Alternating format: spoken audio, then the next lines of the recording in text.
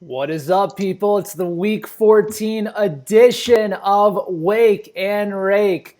Fensty bringing back a move that I haven't seen since the mid-1990s. That is outstanding. You are officially raising the roof on the start of the fantasy playoffs. Well done to you, my friend. Because it's an exciting time, man. That's true, it is. But you know what? Everyone thinks that because there are a bunch of players out there that are sad because they're not in the playoffs. Your season's not over. It's time to avenge your season-long leagues and win in daily. The season's not over. It's only over if you allow it to be over. That's a beautiful thing that you just said. That's something that I'm going to take to heart, take into consideration. You know, it doesn't have to be over. Like this is why daily exists, my friend. Like this is the creme de la creme right now. You have people that are just coming in from all walks of life that are ready to get a lot of lineup questions answered. So once again, we are here with you guys for the next hour or so, ready to answer all of your different lineup questions, help you get set for the start of your fantasy playoffs. If you are already out of your playoffs, maybe you're playing for a consolation, or you just want to try and win some money on DraftKings or FanDuel or wherever else you might be playing, we are here for you. So Fensty, as we take a look at the Week 14 slate, there's certainly a couple of intriguing games that we will get to over the course of this show, but we teased about it at the beginning.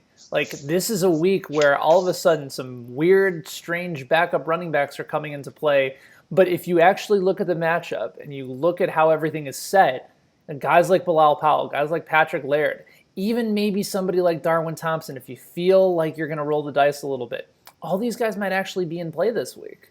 Yep, and let's also talk about a big injury as well that's starting to really come up the flagpole when it comes to priority news, and that's Josh Jacobs being a true game-time decision. I actually also read something that Nando DeFino actually just tweeted out from The Athletic, too, saying that Big Nando fan.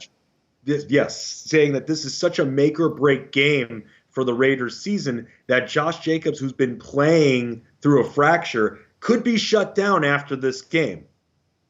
That's really interesting. Like he would play through the game and then be shut down afterwards. Like they wouldn't try and that doesn't make sense though, because wouldn't they try to use him for a potential playoff run if they could get in? Right, but the problem is, I believe if the Raiders lose, that puts them pretty close to being out of it. Okay, but that's here. All right, so this leads me to another situation currently with the Minnesota Vikings. Okay. Dalvin Cook, all indications are that he's likely to go this week, right? Dalvin Cook, stud matchup. He should play. He should play. Definitely should play. But here's my take on this, is that if you're the Minnesota Vikings, you do not need Dalvin Cook to go and beat Detroit. This feels like if you were going to use Alexander Mattison, and basically they're a carbon copy of each other. They're very strong, physical, downhill runners. Why wouldn't Minnesota use this as an opportunity to just run Madison, get Dalvin Cook healthy? Because if your goal as the Vikings is to get in the postseason, right now you have the number 6 spot, why not put yourself in a better position to have Dalvin Cook healthy for the postseason? You do not need him to lose to beat Detroit. Go ahead, let Dalvin Cook get healthy, and let us all play Alexander Mattison at 4,500 this week and have it with lower ownership. That's my take on the situation. I mean, do you really think, though, Ben, that if you heard that Dalvin Cook was on some kind of snap count, that Madison's ownership would be low in this great of a matchup? I figured it would all of a sudden shoot through the roof. No, I'm saying that they don't announce that Dalvin Cook isn't going to play. We play Madison, and then you get him at super low ownership. But I just think that makes all the sense in the world. Like, you have him coming off. He didn't play the rest of the game after he got hurt. Like, why risk it at this point? Right. I mean, and if you're a fantasy owner of Dalvin Cook, you just want him out there. You want him to play. But definitely can see that if Minnesota jumps out to a big lead early, can definitely see them stalling when it comes to Dalvin Cook and putting Madison out there more. That only makes sense, Ben, if they're up by a few scores by the third quarter. Absolutely. We see some of your questions coming in. You can hit us up here on Twitter/Periscope. You can also find us on YouTube Live. We are on LinkedIn and on Facebook as well, so wherever you can find us. Hopefully you are getting the show and we can get to some of your guys' questions. I see Sizzle coming in, Corey, our buddy out in Winnipeg, and Seth already have submitted questions for us. We've already got a few early questions on Twitter, Fensty, today as well. When looking at the slate as a whole, I think there's a couple games certainly that we're going to have our eyes on. The Colts and the Bucks. although the total in that game has gone down a couple points from 49.5 to 47.5. Carolina and Atlanta is another game that we're looking for in the early slates. But I think the game that everyone's going to have their eyes on today is between two terrible teams with a lot of fantasy implications in Miami and the New York Jets. That might be the fantasy matchup a lot of people are going to be on today. I mean, Devontae Parker is going to be punching some playoff tickets, let me tell you, Ben. That's what it's come down to. That's what our fantasy world has come down to. In years past, we've hated on this guy. But this year, he's been a fantasy hero. You can't deny that. He's been amazing. Devontae Parker, and again, he has a fantastic fantasy schedule the rest of the way. I think he's had 4 consecutive weeks of 10-plus targets. Ryan Fitzpatrick has really brought this guy's career back from the dead, And again, it took another injury to sort of have that happen in Miami. But Devontae Parker, give him a lot of credit. 4 consecutive weeks with 10-plus targets. 4 consecutive weeks with at least 5 receptions. He's gone over 135 yards twice. He's gone over 90 yards 3 times, and he has 2 touchdowns in the mix. Last week, averaging almost 23 yards per reception. This dude's an absolute stud, and he gets the Jets today, the Giants, and then week 16, I think they get the Bengals. It doesn't get any better than Miami's schedule for the fantasy playoffs. And so if Ryan Fitzpatrick is sitting on your waiver wire, I can't imagine Devontae Parker is, but Fitzpatrick right now with those type of matchups, and that he's going to be chucking it and throwing and playing from behind, it's a dream scenario at this point. Right, and it's hard to justify if you have a healthy quarterback starting Ryan Fitzpatrick, but that depends what kind of fantasy player you are, Ben. Some people play the matchups, and some just go with the guy that they drafted all year. They're just going to ride it out even in a poor matchup. I mean, you want to think that the best quarterbacks can get through those harder matchups, but sometimes when you've got guys out there that have cake matchups, you just want that safe floor so badly. Couple quick things before we start to get to our questions. The first is we're talking about Ryan Fitzpatrick. How would you feel about him versus Sam Darnold if you're playing in daily today? You have Darnold at 6,000 for the Jets against Miami. Ryan Fitzpatrick at the same exact price point, 6,000, Miami on the road against the New York Jets. So a toss-up between the two quarterbacks in the same game, Fensty. Which one do you think you're leaning towards? You know what? I'm actually going to have to go with probably Ryan Fitzpatrick. As much as I do want to go with Sam Darnold, really was not impressed with what I saw versus the Bengals. So that turned me off to him a little bit. And, it's funny because with Le'Veon Bell out, you would think that Darnold would be forced to throw more, but he'll feed Bilal Powell a lot. So and Bilal Powell has that power, and if all of a sudden he's gaining 5-6 yards a carry in this game, they're just going to keep feeding him the rock. They're not going to try to do anything fancy. That's a fair point. And the other, because right now I have Darnold. I'm leaning toward Darnold. I think this is a get-right matchup for him after last week. But if you're thinking about game script, if you believe the Dolphins are going to be playing from behind, then maybe Fitzpatrick is the better play. I think right now I'm still leaning Darnold, but there's still enough hesitation for me to want to go in the Fitzpatrick mode. That's item number 1.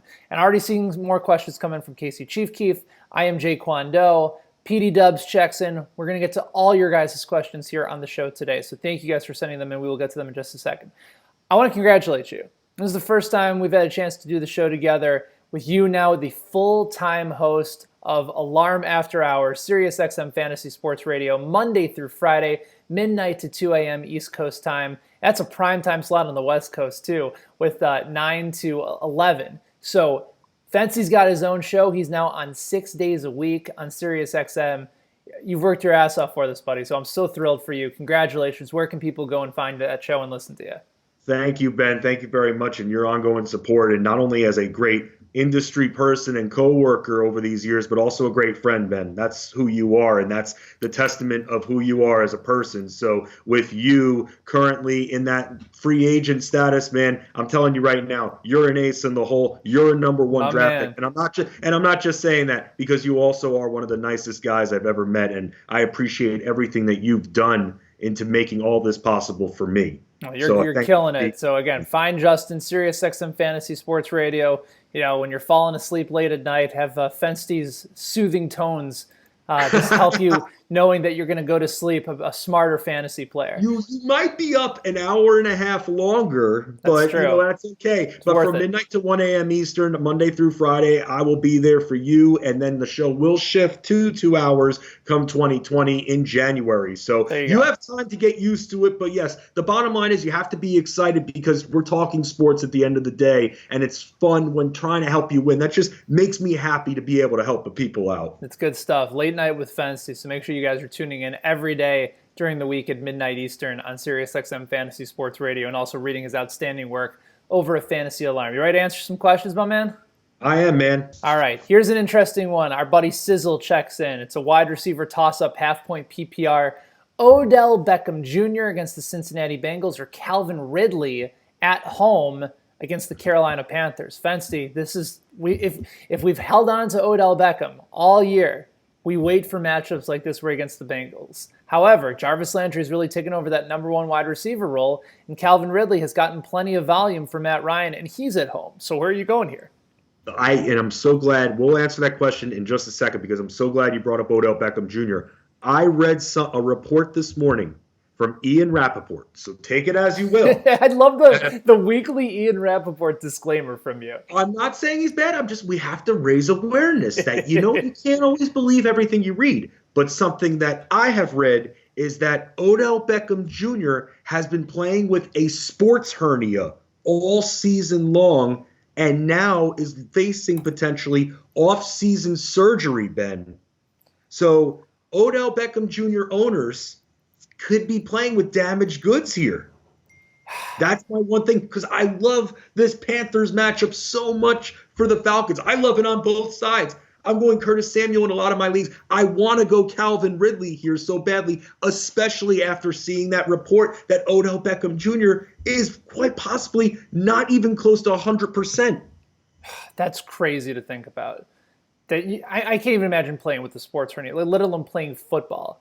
Right. Like, he could still break one free. Like, that's the thing. And this is like the most dream scenario matchup that you can possibly get.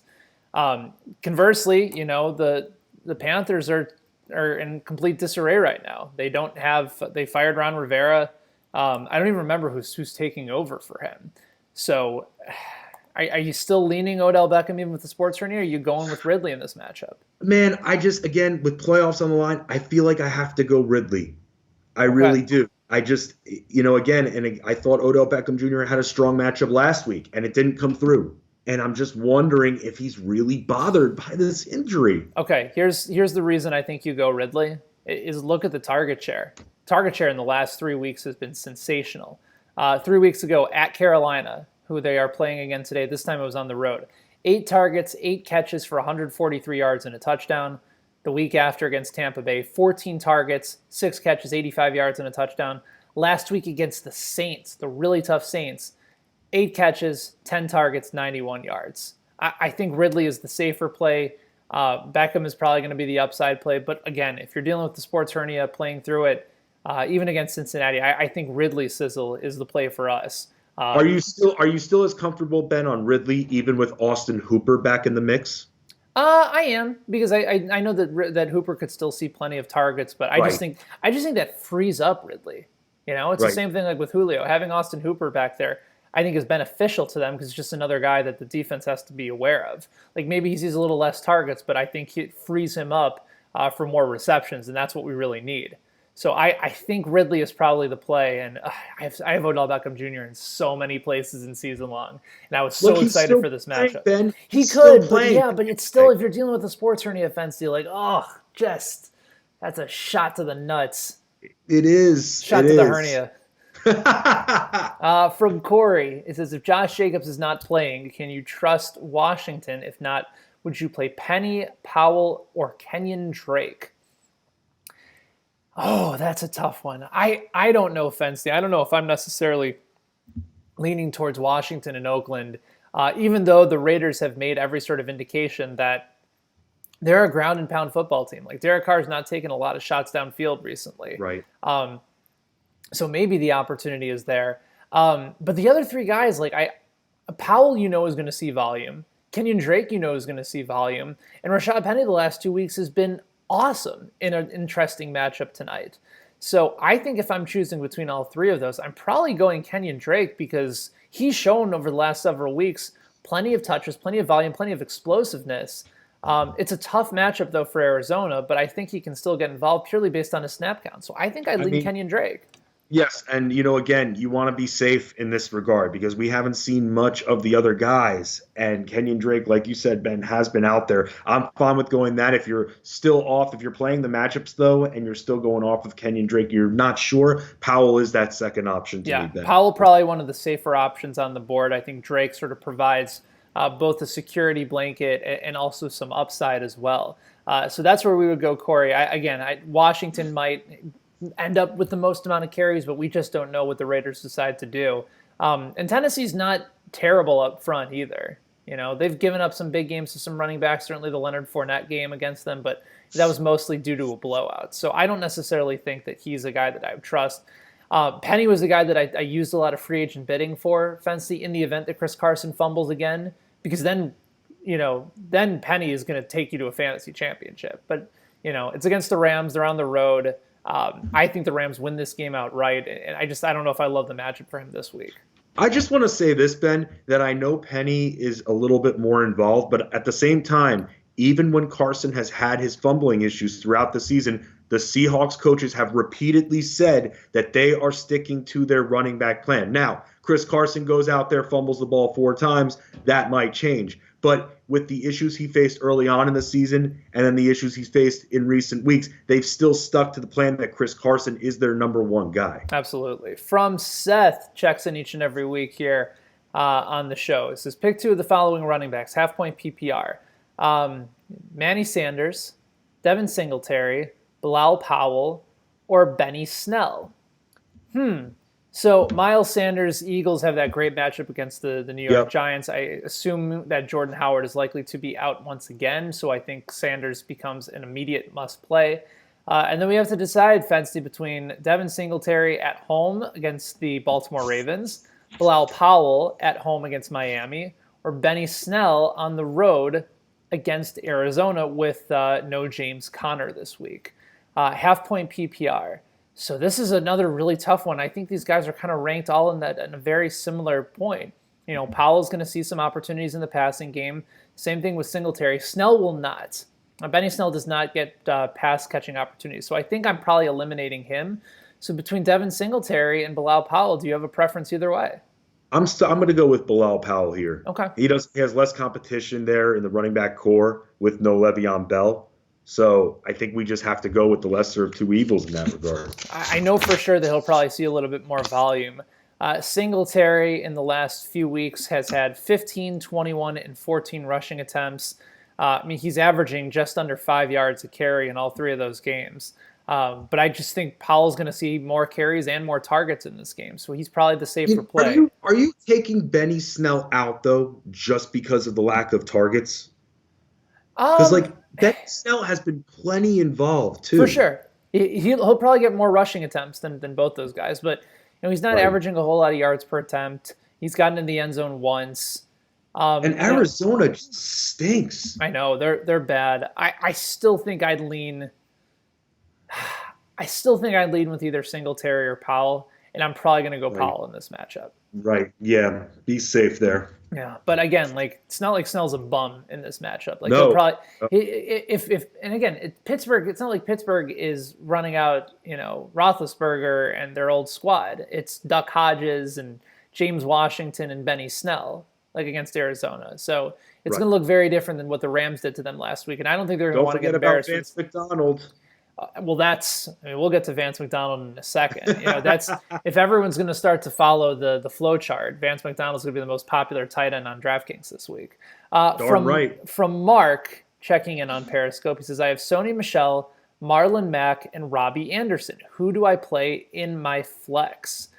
So Marlon Mack coming back off injury scares me a little bit. And he's not on any kind of snap count, according to reports, Ben. So he's a full go. He's a full go, but it's still against a really tough matchup in Tampa. They've been great against the run all year. Marlon Mack doesn't catch passes out of the backfield, which is an area that can help you when you're playing against Tampa Bay. So I don't love the matchup for Marlon Mack. Sony Michel has a great matchup against Kansas City. They have struggled all year against the run, but Robbie Anderson probably has the best matchup of anybody of all those three. Probably one of the best matchups of anybody in the league this week going up against Miami.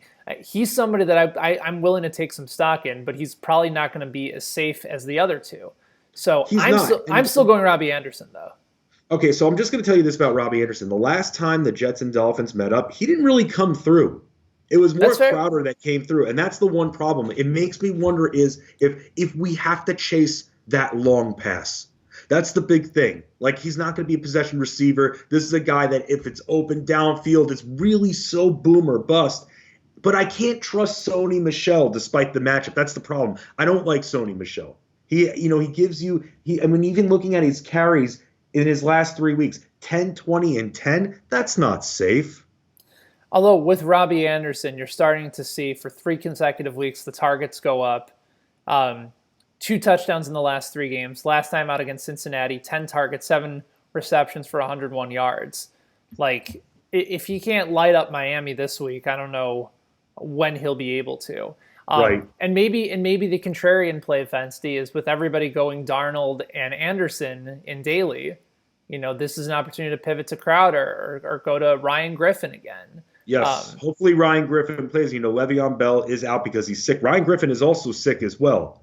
I haven't heard an update on whether or not he's out as well. But come on, these guys, when someone's sick on your team, take some Sudafed. Let's go. That's true. It's like I write these injury reports for basketball, and it's not one guy who's sick. It's 3 guys who's sick. And I'm writing the same thing over and over again. He's sick, he's questionable. He's sick, he's questionable. He's sick, he's doubtful. Let's take some Sudafed. Justin Fensterman for Sudafed. Take it. Yes. Yeah. Yes. That's and when you cough, don't cough in your head. Cough in your shoulder. Feel better? Yes. Okay. Thank you. Good. I am Jaquan Doe. Toss up at the running back spot between Bilal Powell or James White. So, Fence, we've been all over the Bilal Powell train over the course of the show. This is where I'm pivoting. This is where I'm jumping off. I'm getting on a different train. And that train leaves the station in New England today with James White. Just dream scenario for the Patriots going up against the Chiefs. James White has had successful games against them in the past. I expect this to be a high-scoring game, even though it was interesting that the total dropped from 49 to 48. Has since gone up to 49.5 again in New England with that defense. I think James White has a big day today, and I'm willing to go ahead and probably play him in a lot of lineups on DraftKings today. I wonder what would it look like if you actually give Sony Michel some targets? And they just don't do it, Ben. They just don't do it. And they've got other guys. I mean, Edelman's questionable every week. He's going to play. Mohamed Sanu expected to be active as well. So what? Short passing is how you're going to beat the Chiefs in this matchup. And you saw what White did against Houston. 8 receptions. I mean, that right there, that proves it, that in another good matchup, while I don't like Sony Michel from the previous question, Ben, like you, James White. Yeah, James White is the way to go. So, Jaquan Doe, good luck today. Nice note from our buddy PD Dubs. Says, hey guys, I finished first in a season-long league and have a week 1 bye thanks to your help every week. Awesome. Well, we appreciate you tuning in, PD Dubs. Friend of the show, been with us from the very beginning. I see questions from Mark, from Casey Chiefkeep, from Ray, from Mr. Sports Take, and a couple other ones, BC Hoosier fan, V Squad, Randy, Big Fish Daddy, Nathan K. All of you guys, we will get to your questions. We really appreciate you. I love the names. It's so fun. The names are amazing. So we will get to all of your guys' questions. And if for whatever reason you don't hear from us, go ahead and shoot us another note. Send in another question, whether it be on YouTube Live or on Periscope, and we'll make sure that we get to you. Just a lot of people in the queue, so we'll try to get to as many of them as we possibly can, as quickly as we can. From Justin checking in on Periscope today. Full point PPR flex, Zach Pascal or Rashad Penny. And then he also has a tight end toss-up that we'll get to in a second. So at the PPR spot, Zach Pascal, Rashad Penny. Are you going Pascal here going up against the Bucs secondary? I am. I am. And yeah, there are 2 guys from this matchup that I love so much for the Colts today. We talked about Marlon Mack and how tough his matchup is. But Zach Pascal and Jack Doyle. Tight ends, Doyle man. rules, man. We're going value fishing today, dude. Yeah. Both of those guys are in very good spots. Now, I know Paris Campbell is expected to be back in the mix as well. So what? I'm still thinking that all three guys can get the target share fine. They're not going to impact each other. The Colts are going to be throwing more. So I'm going to go Pascal over Penny. Okay. Tight end toss-up. Vance McDonald going up against Arizona or Mike Gesicki. Now, before we just immediately say Vance McDonald, because that's the play, Mike Gesicki, Fensty, has been a very reliable tight end over the last 3 weeks from the Miami Dolphins, and another good matchup today going up against the Jets. Also, Jamal Adams likely not going to play, and that's another safety that can occasionally cover a tight end if they need him in those particular spots. But Mike Gesicki, Fensty, as I'm trying to get some of his numbers over the past 3 weeks, he has seen a ton of consistency when it comes to target share. If I'm getting the numbers here we go. 5 consecutive weeks of at least 6 or more targets. Last week he had 5 receptions for 79 yards. He's had 2 touchdowns in the last 2 games. Like, Mike Gesicki right now is a legit startable fantasy tight end, but I still think Vance McDonald is the right play here against Arizona. Yes, I feel like we're not chasing as much when we go with Vance McDonald. Correct. We know we can burn Arizona all year long. Why not in this case? I know McDonald, it hasn't been a good year. We all thought we were getting a sleeper tight end. Quarterback play has something to do with it, but it's Arizona, and we should be able to take advantage of that matchup with him. From Mark, Sam Darnold or Jared Goff? Goff is in the Sunday night game against Seattle. The Seahawks defense has not been the Seattle defense that we've been accustomed to seeing over the last several years. They're giving up lots of big plays through the air. But Darnold has just a dream matchup today against Miami. Where do you think you're leaning on this one? I'm leaning on Darnold, again, going to chase that matchup. A lot of points that I like to be scored in that game. So I'm going to go Darnold there, even though it's not as, for me, is it like a lock? No, but still I feel better with Darnold over Goff. I think Darnold is probably the right play for me too. I think Goff could have another monster game though. Right. Like, I'm not ruling him out at this point. And again, like Seattle, they've just been struggling all year long at stopping the big play. Right. And it's going to be another back and forth game. Russell Wilson games tend to always be very close. I want to check the total of this game as well out in LA. Currently, it's 47.5. 47.5, and the total has since moved up. But then again, we've seen the total move up in the Dolphins and Jets game as well. Right. So I think I'm with you. We'll stay with Sam Darnold for now. But Jared Goff, absolutely an interesting play today against Seattle. So we'll still go Darnold. I got a question for you, Ben Heisler, and that's, let me ask you about Tyler Higbee today. Again, looking at value again from that tight end spot with no Gerald Everett, and Seattle struggles at, covering the tight ends. Tyler Higbee, do you think he's very much in play for you? I don't know.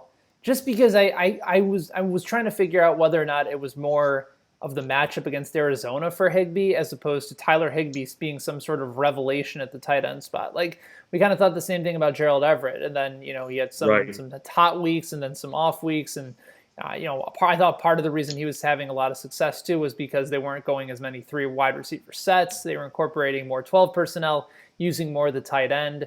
So. Yeah, listen, if Goff is confident again, it's like he's found something. And part of the reason he found success was because he was having a connection with Tyler Higbee. So, yeah, I think he's a fine play. Like, if we're looking at DraftKings, like 3,400, for that type of value, I think he's absolutely worth it. Yeah. I'd say Tyler Higbee is in play for me. A lot of value tight ends today, guys. A lot of value. Let's see. From Casey Chief Keef checking in once again. 1 wide receiver and 1 flex, half-point PPR. We have to decide, Fensty, between... Well, let's start at the wide receivers. Between Cortland Sutton, Kenny Golladay, and Calvin Ridley. So let's choose between our favorite wide receiver and a half-point PPR. We talked about how much we really like Ridley today. We like him even over Odell Beckham Jr., again, partially due to the sports hernia news, according to Ian Rappaport. Kenny Golladay has a really tough matchup against Minnesota on the road.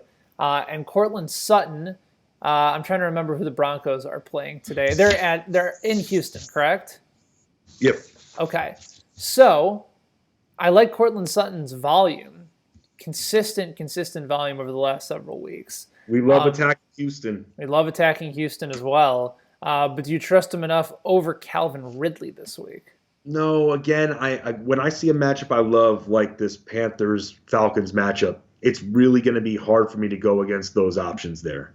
And again, and the target share for Ridley, like we talked about at the beginning part of the show, has just been so good and so consistent. Now, Cortland Sutton was getting a ton of targets, but he wasn't getting to the end zone. Right. The week against Buffalo, he was targeted 8 times, got 1 catch for 27 yards. Last week, only 5 targets, 4 catches, but he had 74 yards and 2 touchdowns with those early connections with Drew Lock. I think I like the matchup a little bit more for Sutton from an upside play this week, but I think Ridley is the safer play. I'm sticking with Ridley on this one. Okay. It's very, very close to me. Okay, all right. Then that'll be the tiebreaker for me. So we'll go Ridley in the wide receiver spot. And then we have to figure out a flex play between the rest of the guys. So Sutton, Galladay, Chris Carson, or Devin Singletary. Wow. I'm probably taking Singletary out. I think I like the other 3 guys more. I would still probably lean Sutton in the flex over Galladay or Carson, but Carson's going to get volume, Fensty, and it's still against the Rams on the road with a tough front 7. But the Rams have given up some big plays this year too. So, but I still think, especially with them incorporating more of Rashad Penny into the mix, I'm probably leaning Cortland Sutton for that flex. Yep. Again, very close with that Ridley Sutton call, and Sutton, you are seeing somewhat of a connection. So it's like with that, we're going to go Sutton. But, if you want to be safer, Chris Carson's still their guy. Again, it's a volume play. Safer floor might be Carson. But with Sutton, let's chase a little bit with that matchup. So I'll be with you with Sutton. Okay, very good. So Sutton is the play at the flex. Calvin Ridley the play for you, KC Chief, over at the wide receiver spot. Our buddy Ray is checking in. He wants to know what's up. What's up, Ray? Who sits out of these 4? Julio, Jarvis Landry, Alshon Jeffrey, or Cooper Kupp in a non-PPR? So wow. I'm not taking. There has to be a situation where Julio Jones is a sports hernia that I'm considering playing him, or that I'm not considering playing him. Fortunately, it's Odell Beckham and not Julio, so he stays in for me, especially against Carolina. Jarvis Landry, hard, especially if Odell Beckham is hurt, hard to sit him. I think you got to decide between Cooper Kupp and Alshon Jeffrey. Cooper Kupp's not going to likely be shadowed by Jalen Ramsey. I think that'll be Robert Woods today. Then Alshon Jeffrey gets the Giants. I know. So this is a really, really tough question, especially non-point and non-PPR. But maybe we do have to take Cooper Kupp out because he hasn't gotten the touchdowns lately. Right. And with Alshon Jeffrey, you have Nelson Aguilar, who is game time decision, so that could take another guy out for Alshon Jeffrey. I love this Monday night matchup. I really do. I think this is going to be a no defense score fest. And that's where Alshon Jeffrey's going to come through big. You saw him just coming back from injury, how much he dominated last week. So I feel like you can't just take him out in this Giants matchup. Okay. So Cooper Kupp, crazy to think that we're benching him this week and based on the other guys that are available. Yeah, it's nuts. But that's going to be the play for us, Ray. So Cooper Kupp, if it was PPR, we might have a slightly different decision. But non-PPR, I think Cooper Kupp is probably the guy that you got to take off, and we wish you all the best of luck here in Week 14. One more coming in from Casey Chief Keith Fensty that we didn't answer. He's got a rough matchup thanks to the Le'Veon Bell injury. So does he go with Jamal Williams or Kareem Hunt in a half-point PPR? Kareem Hunt is against Cincinnati. Jamal Williams for Green Bay is at home against Washington. So both these guys in nice scenarios today. Half-point PPR, they're both getting volume in the receiving game. But Kareem Hunt might be probably the play for me because I think he's the higher upside play here, Fence. I agree as well. When it comes to utilization, we've seen Hunt become a little bit more active. The matchup speaks for itself, Ben. So again, I'm going to have to go with Kareem Hunt here. I'll say this, though. I think it's closer than a lot of people might anticipate. I think both of them are in line for solid games today. Right. It's a good situation to be in. But yeah, so even though Hunt. Exactly. So even though, Chief Keef, you think that this is a rough matchup, it's actually not a terrible scenario for you. But we're going to side with Kareem Hunt. But again, it's closer than a lot of people may initially anticipate. We got about 25 minutes left for you guys to go ahead and send us your lineup questions. We are going through all of them, so even if you don't hear us get to them at the very beginning, it's because plenty of people are sending in questions. We are going through them as quickly as possible, so hang tight. Hang with us over through the course of the show. We are here until the bottom of the hour. For Mr. Sports Take, he checks in on Periscope. Starts it with Sterling Shepard, PPR. Eagles D is badly ranked, but got a couple of cornerbacks back. That is true. The Eagles are starting to get a few guys back from the injury report. But, I mean, Fensty, you were talking about Sterling Shepard in the very beginning part of the show. Of all the wide receivers for the Giants and all the possible playmakers for Eli Manning, not Daniel Jones, Eli Manning is going to get the start on Monday night. Of all the guys to be able to go to, you probably like Sterling Shepard the best because there's a familiarity there with Eli Manning, and he's likely going to go back to the options that he knows best. Yep, familiarity is key. And by the way, another quarterback wide receiver combo that I feel about this too, John Ross and Andy Dalton. Yeah, because John Ross is also back as well. You saw the damage he did with Dalton back before he got hurt in the early weeks of the season. So familiarity in this situation is key. He just knows Shepard the best. Right. And that's why I think that this matchup is in a great spot for Sterling Shepard this week. Yeah, so I think Sterling Shepard, Mr. Sports Take, is absolutely playable. I think you can still beat the Eagles deep, but that's not necessarily Eli's game. I think Shepard could probably get upwards of 8 to 10 catches on 10 to 12 targets. You know, Yep. Maybe it's 70 for like 70, 80 yards, but maybe he sneaks into the end zone in there as well. He is a solid PPR play this week, a high floor PPR play. Yep, and no Evan Engram, by the way, too. So that takes someone out there, especially in the red zone. Absolutely. And then one more coming in, one wide receiver, one flex. We have to decide between Jarvis Landry, Jamison Crowder. So let's start with the wide receiver, Fensty. Between Jarvis Landry, Jamison Crowder, and Tyler Boyd, which do you like out of those? For me, it's Landry, and it's not even close. Yeah, again, it's especially after, even without the news with Odell Beckham Jr., you're seeing Landry just get more involved. Right. And I like that. I was expecting that early going. He wasn't and then all of a sudden the middle of the season comes and he's starting to get more involved. I like Landry the best here as well. Okay, so we'll take Landry as our wide receiver. Then we need a flex between Crowder, Austin Eckler, Tyler Boyd, and Joe Mixon in a half-point PPR. Boyd is going to see a ton of targets, does every week. Cleveland's secondary is better. Joe Mixon, I'm probably ruling out at this point against Cleveland. And then Austin Eckler's got a great matchup this week. The Chargers are at Jacksonville, and they've been scorched against running backs. Now, the thing is, no more Miles Jack.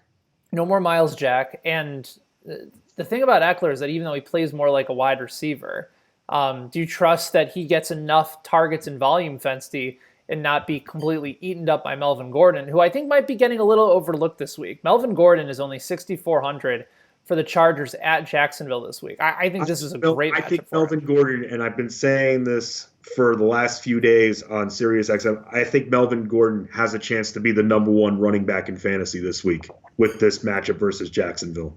And I think I have every reason to believe that as well, Ben. Yeah. So, yes, you know what? It does make me worried a little bit because we have to rely on receptions for Austin Eckler. And what he's been doing over the last few weeks, 4, 8, 2, 4. I mean, without having double-digit carries except for one of those games, Ben, that right there makes it a little bit tougher to rely on him. Okay. So if we have to decide on that other flex between Crowder, Eckler, Boyd, and Mixon, where do you go? I'm probably looking at Boyd. Yeah, I'm gonna go with Boyd here. I think Boyd's the safest play out of all those guys. Yes. Even though the matchup for Crowder might be the best, matchup for Eckler is good as well. But we're gonna go Tyler Boyd here. Yep. Quick follow up from Mr. Sports Take. He says he has Mike Williams on the bench. Would you play Mike Williams over Sterling Shepard? Because I would not. No. He just, again, the yards per catch is there, but the touchdowns just aren't there for this guy. That's the problem. Right. He's not finding the end zone. Okay. Could that change today? Yeah, but we thought that could change in a bunch of weeks in good matchups. It just hasn't. Absolutely. BC Hoosier fan checking in. What's up, Hoosier? We have Patrick Laird, Bilal Powell, or Jamal Williams in a full point PPR. Would it be weird, Fensty, if I wanted to go with Jamal Williams over Bilal Powell today in a full point PPR? Because I know that Williams is going to catch passes. You're chasing talent versus the matchup, and I'm fine with that if you're that confident, Ben. Okay. That's the thing, because it's very, look, in fantasy, it's very easy with these guys that we're just talking about, that you just brought up, who are now injury replacement or just coming in.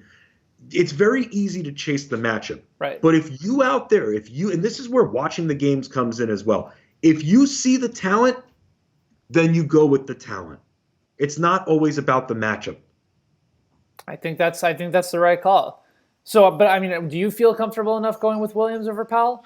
Or are you still going to go with Powell? So I was actually taking Laird out of that mix and thinking between the two of them. Okay. And the answer is, you know what? If you want to go with Williams, he's been used enough in that offense, and where some of the other receiving weapons haven't been used, I'm fine with that. All right, so we're going to go Jamal Williams, BC Hoosier fan, wishing you all the best. A couple toss-ups at the quarterback spot, Fensty, between Deshaun Watson or Lamar Jackson. Boy, pick your poison on that one. Wow. You have Lamar going to Buffalo today, and then you have Deshaun Watson at home against Denver. Both of them are just in such great spots. Maybe you can make the argument that Watson is actually a slightly higher upside play being at home, but Lamar is going to run, and again, you can run on Buffalo. He's the MVP of the fantasy season, the MVP of the league. I don't know how I can tell anybody not to play Lamar Jackson. I think you just made your decision, Ben. I really do. It's how do you bench this guy? You can't. He's gonna break Mahomes' record from a season ago. Yeah, it's a great situation to be in, but how do you bench Lamar Jackson at this point? One other quarterback toss-up, Kirk Cousins or Josh Allen this week. Wow. So, Adam Thielen is not going to play, not expected to play from what I'm seeing. And I want to put my trust in Josh Allen here. I feel a little bit better about Josh Allen. Even against the Vikings for Kirk Cousins. Right. It's wow. See, I think I'm going Cousins. Like, I know how Josh Allen's going to get you that floor, but I mean, Kirk Cousins since week 4 has been an absolute machine. Yes, he's been great. Like, anybody that's trying to degrade his fantasy season just doesn't have their facts right. Like, no, Kirk Cousins right now, a strong matchup. 30 touchdowns, 5 interceptions on the season. Right. I'm with you. You've convinced me. I'm going to go back to Kirk Cousins with you. All right, so there you go. From V Squad 4204, should I consider sitting Michael Thomas for Devontae Parker because of the matchup? No, you should find a way to play both.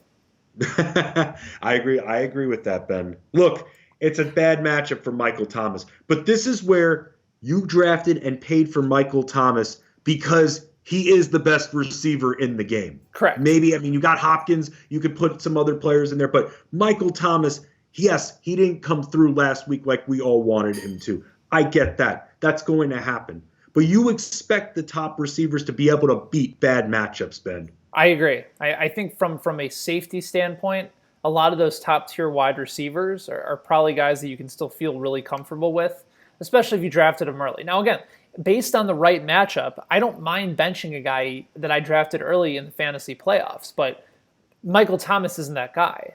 Right. Michael Thomas's worst game of the season, if we load up his game log, is pretty minuscule compared to everybody else that's had bad games this year.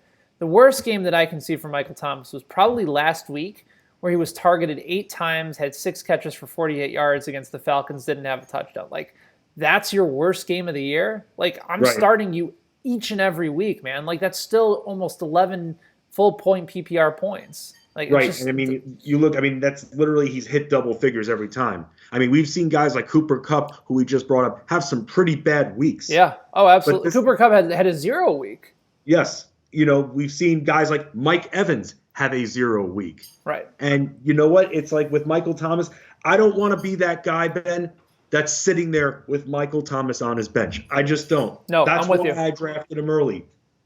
I can't bench Michael Thomas. And again, what I would suggest is that unless you're in a 1 wide receiver league, which I've never seen before, maybe that's the case. I think you find a way to play both those guys. They're both fantastic. It's interesting, Ben. I have a team that actually has Michael in a 2 wide receiver starting league. I have a team that has Michael Thomas and Julio Jones. So I'm wondering if the guy it has that kind of receiver talent to the point, but still, Ben, like you said, getting both receivers in there definitely is priority. From Randy checking in on YouTube, do I play a banged up Josh Jacobs or Chris Carson in a timeshare in PPR? Well, the problem is that, I guess the good news is that both of these guys are in late afternoon and evening, so you can find out about the status of Josh Jacobs. Right. So if Josh Jacob plays, Fensty, if he's set to go, I'm probably playing him. Yeah, I mean, I get that, and I think the matchup is better for him as well. I just, again, just remember he's playing injured. I know. So that's I know Chris Carson's got fumbleitis, but at the same time, they're still going to stick with Chris Carson. I'm fine with you playing Jacobs over him in that regard. From Big Fish Daddy Jay on Periscope, Rashad Penny, Bilal Powell, or Jamal Williams. One of those guys has to go, Fensty. So between Rashad Penny, Bilal Powell, or Jamal Williams, which one are you likely putting on your bench today? I'm likely putting Jamal Williams on my bench in that regard. Okay. I think I'm probably putting Penny on the bench. Because again, I like the volume that I've seen the last few weeks. I just know that what Bilal Powell's role is going to be. I know what Jamal Williams' role is going to be. I don't know if I can necessarily anticipate that from Rashad Penny. So I'm probably benching Penny. No, I get that. Again, you want to try to be safe in these types of situations. I get that. The thing for Penny, though, man, is that even in a limited role the last few weeks, he's just been so good and so dominant and had a nose for the red zone. Right. Last 2 weeks, Rashad Penny, 26.7 fantasy points on DraftKings, 15 attempts, 74 yards, and a touchdown. The week before against Philadelphia, 14 carries, 129 yards, and a touchdown. So 2 touchdowns in the last 2 games. He's gone over 200 yards in the last 2 games with limited volume. So he's maximized his efforts. So I'm still probably sitting him because I just don't know whether it's going to be a full Chris Carson game or if just Russ is going to be chucking it all over the field. But still, a tough decision that has to be made. From Nathan checking in on YouTube Live, it's a tight end toss-up between Zach Ertz or Kyle Rudolph. Now, if you would have asked this question a month ago, we would have said Zach Ertz 100%, but right. Kyle Rudolph right now, Fensty, is catching touchdowns left and right. He's become an actual go-to target for Kirk Cousins in his 30 touchdowns this year. And then Zach Ertz, conversely, is starting to lose some steam to Dallas Goedert in Philadelphia. And you start to wonder whether or not that's going to continue. The matchup is just a dream spot against the New York Giants. And I know that it wasn't a great game for Zach Ertz, but he still was targeted 6 times in that game against Miami. The 3 previous games, 14, 11, and 11 targets. So I don't know if I'm necessarily wanting to go away from Zach Ertz in a strong matchup this week. Nope. Again, I love that Eagles-Giants game. Ertz is healthy. And again, just because he got fewer than double-digit targets last week, you just mentioned it, Ben, the previous few games he was in double digits. And with that, I got to go with Zach Ertz here. I got to stick with him. From B. Gross on Periscope, PPR, we need 2 between Snell, Singletary, Miles Sanders, Josh Jacobs, and Bilal Powell. So again, if it's PPR, we can probably take Benny Snell out of it. Mm-hmm. He's not going to get opportunities in the passing game. Devin Singletary is a guy that we like, but we don't necessarily love. I think Miles Sanders is an absolute must-play in PPR. Yeah. And then if Josh Jacobs is healthy, if he's healthy, you're going Josh Jacobs. Yeah, I think Sanders and Jacobs is the play. But if that concerns you, I don't mind the punt to Bilal Powell if you're looking for a guy that you know is going to get volume today. Singletary if you want to chase the upside, but I think we're going Sanders and Jacobs here, correct? Yes, we are. Our buddy Justin checks in, Justin Baker, 88. Thanks, guys. You were 100% last week. I mean, listen, that doesn't happen much, but we're happy that you're rolling with the recommendations again. Hey, our buddy Mark, the overseer, checks in. Always good to talk to Mark. Benny Snell versus Arizona or LaShawn McCoy versus the Patriots today. Fensty, this is a no-brainer for me. I know that the Chiefs' running game needs to get going, and they've had success before against the Patriots. I just can't trust anybody. And Andy Reid has been saving LaShawn McCoy all year. I don't think all of a sudden this is the week that he unleashes him. Give me Benny Snell in a great matchup against Arizona. You don't want to mess with Shady. Because Shady can freaking kill you. Yeah. Slim Shady. That's right. Want the real Shady, please stand up. So yeah, we're going Benny Snell, Mark, and wishing you all the best today. Here's one from Roe Jeremy. You go Sam Darnold over Drew Brees today. Drew Brees at home, but he's up against the 49ers, and they've made some quarterbacks look pretty bad. Yeah. I think I'm going Sam Darnold over Drew Brees today. You're going to do that? I am. Man, but this is like, doesn't it go back to the same argument we just had with Michael Thomas? Who do you think's getting him the ball? I think Michael Thomas can have a productive day, and Drew Brees not necessarily, bring the noise, bring the funk. Like, this is going to be... Sam Darnold should throw for 300 and a couple touchdowns today. You would think. You're right. I would think. It's still the Jets. I mean, again, there's no guarantees. And look, I know the matchup is very poor, but still, and I know, and again, I know he didn't do well last week, and now people are off Brees. I mean, Atlanta's supposed to be a simple matchup, and it's just he hadn't come through in that. I get it. But if you're chasing and you want to go Darnold, fine. I'm sticking with Brees still, though. Brees, before the Atlanta game, had back-to-back 3-touchdown games, threw for 311 yards against Carolina. Like, I get why, and he's at home. But, he had that game at home against Atlanta, too. Against Atlanta. Right. I'll say this from a safety standpoint, Fensty, like, it's hard to argue against Brees. Right. But I just think Darnold's going to play better and have more downfield opportunities and present more fantasy point plays. So, I mean, listen, if it were on the road, it'd be a no-brainer for me. But Brees in the Superdome changes things. Right. No, I can't argue against that, Ben. It's just such a bad matchup for him. If you want to go Darnold today and you want to chase, you need those points, then you can go Darnold if you really believe that this Jets offense can come through. I thought this Jets offense could come through against Cincinnati, and look what happened. That's true. But the Jets were starting to feel themselves because they beat Oakland in a blowout game at home. Congratulations, you beat John Gruden. Go pat yourself on the back and go get drunk. Like, by the way, I didn't have an issue with Sam Darnold going out and getting hammered. Like, he's a single quarterback, but, like, don't lose the following week to the Bengals. Right. That's my problem. That's awesome that he was able to. And by the way, I went Darnold last week in a lot of dailies because of that. Because all of a sudden I started seeing the Jets offense get together. Oh, they're going up against a winless team. And then they put on that kind of performance, Ben. Yeah. Shame on them. Shame. King from King ZK15 checks in on Periscope. Kenyon Drake, Zach Pascal, or Jamal Williams? I have to start two. He says he's leaning towards Pascal and Williams with Drake on the bench. I wouldn't do that. I know that Pittsburgh is a tough matchup. I would probably go Drake and Pascal personally. Williams is will get you some catches, get you some volume. This might just be an Aaron Jones game. Maybe Aaron Jones gets 2-3 touchdowns in this game against Washington. But I still think Drake is probably the play for me. I agree with you. I'm with Drake on that too. One more from Roe Jeremy. Jamal Williams or Bilal Powell in a full point PPR. I feel we got a lot of Jamal Williams, a lot of Bilal Powell questions. Yeah, man. I mean, this is what it comes down to. It's playoff time. Yeah. I think Powell is probably the Powell there. Yeah, Powell's probably the answer. Less competition in the backfield. Yep. And if we're going in against this Miami team, you have to go with Bilal Powell. Let's see. One more from V Squad. Kareem Hunt, Devontae Freeman, and Phillip Lindsay. Which two do I start in a full point PPR? Freeman, you lock in Freeman for me for at least one of those spots. Freeman's in such a dream spot. Yes. Today for Atlanta going up against Carolina, league's worst rushing defense. And then Phillip Lindsay is at Houston, Kareem Hunt against Cincinnati.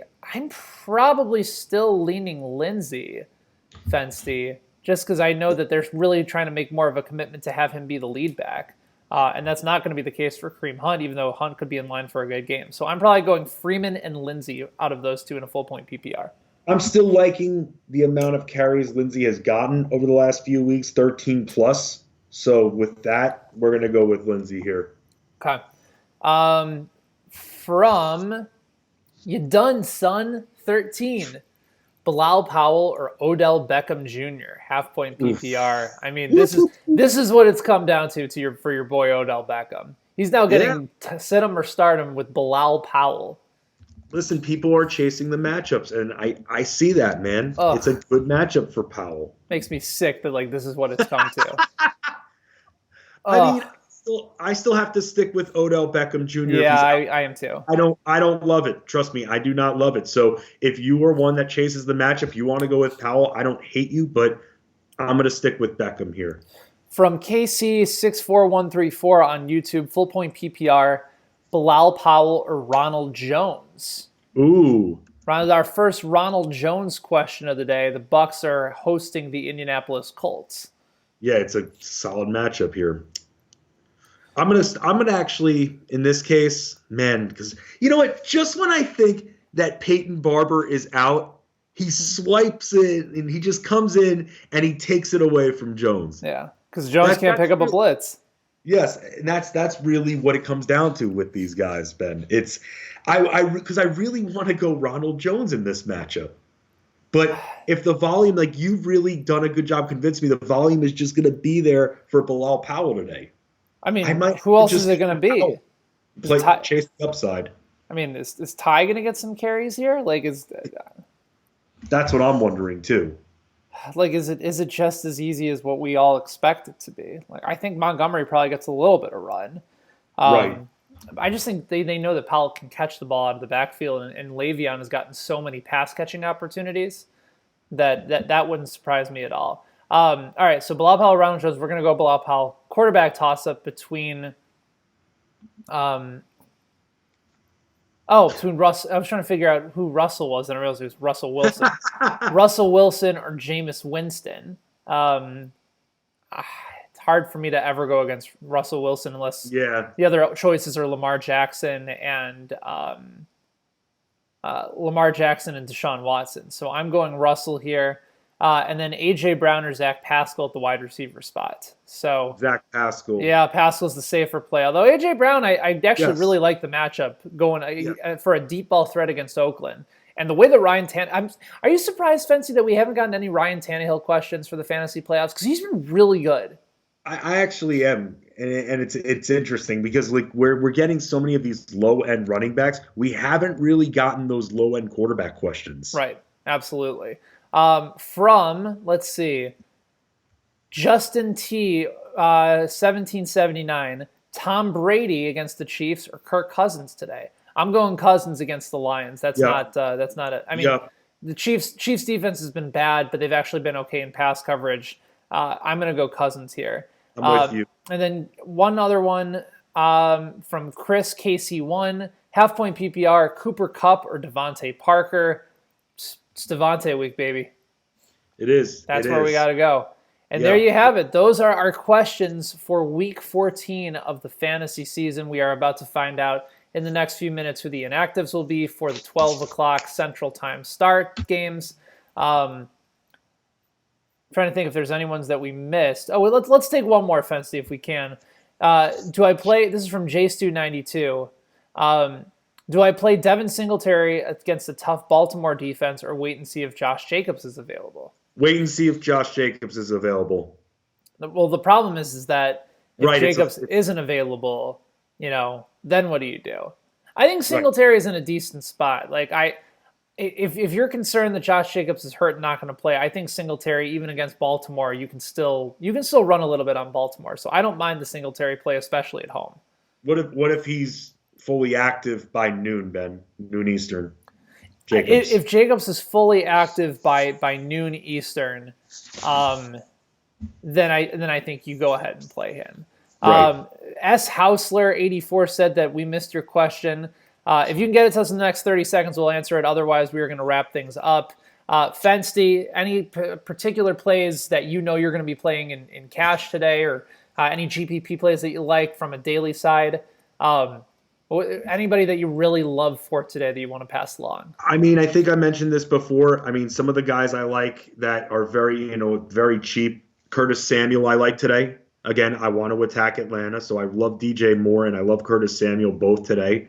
think both have a chance to get targeted a lot and in the end zone. I also, other guys I like, you mentioned, we talked about this a little bit. Jack Doyle, again, they're invested in him, the Colts now. They signed him to a 3-year contract extension for a reason. Let's take advantage of that price point and T.Y. Hilton not being in this game. I think those are great plays. I think the Texans are going to be an under the radar stack today. Yep. I think you can go with Watson, Hopkins, and Stills, run it back with Cortland Sutton on the other side, and you're not going to get a lot of ownership because people are going to want to be on Bucks today. They're going to be on Colts. They're going to want to be on Miami and the Jets. They're going to want to save money with Bilal Powell. So I think Houston stacks running it back with Sutton might actually be a game that I'm really intrigued by today. And Kenny Stills is only 3,700. We've seen him start to get a little bit more volume in recent weeks. So that's sort of my tip of the day. Otherwise, I think the cash game options for today are reasonable. And it also allows you to play Christian McCaffrey, who you should be playing each and every week. Right. S. Heisler84 Fensty got his question in, so we will end the show on his question. Cooper Kupp, Devontae Parker. It says Allen, but I'm not sure which Allen he's referring to. Allen? I don't know. And which one should he? Ask Hauser, man. This question doesn't make any sense. You just gave us a bunch of names, no positions. Keenan Allen. Oh, okay, never mind. I'm an idiot. Keenan Allen or Robert Woods. I don't know whether we're supposed to start one or start two, but if we're ranking them, I will go Parker 1, Keenan Allen 2, Cooper Kupp 3, Robert Woods 4, because I think Woods is going to get the Jalen Ramsey treatment. Yeah. Anything outside of that realm there? No, I would rank them the same way as you. Okay, and then Phillip Lindsay, Marlon Mack, Todd Gurley, between the three, which one would you start? Lindsay, Mack, or Gurley? Man, probably here between the three of them, I want to go Gurley in this matchup. Every time that he's had a big game, the next game has let us down this year. Right. But it's a good matchup against Seattle. Let's go Todd Gurley here. Okay. All right. Safest option. I'll get behind that. So there you go. Week 14 about to be in the books after Monday night. Fensty and I will be back again, hopefully next week, to get you ready for the Week 15 fantasy playoffs, the semifinals, and then a few more weeks left of the regular season for daily as well. Make sure you guys are checking out Fensty's work. Follow him on Twitter at Fensty Sports. Listen to him at Alarm After Hours on SiriusXM Fantasy Sports Radio at midnight Eastern. Get the subscription, download the app. It's super easy. And read his work over at Fantasy Alarm. You got a video coming out today for the Fantasy Hoop Slate as well. Always grinding, Ben. When it's not football, it's basketball. But I love helping everybody out, and I'm going to continue to do so every single day because that's what it's all about. Winning never stops. So thank you guys for the questions. Thanks for being a part of the show each and every week. We love you guys. We will talk to you next Sunday on Wake and Rake. Be good.